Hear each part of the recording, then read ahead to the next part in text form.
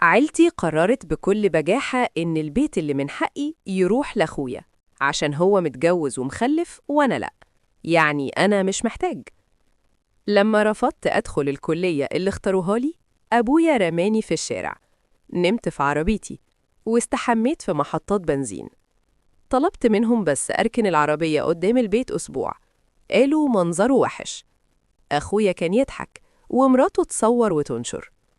اشتغلت، تعبت، وقدرت أشتري بيت صغير، 3 أوض، ملكي.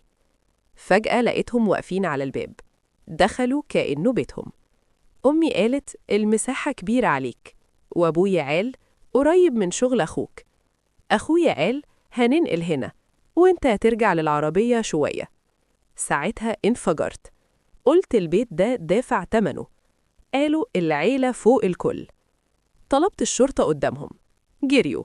أخويا وقع وهو بيهرب، والكاميرات سجلت كل حاجة. أول مرة أفهم إن التضحية مش إنك تخسر كل حاجة.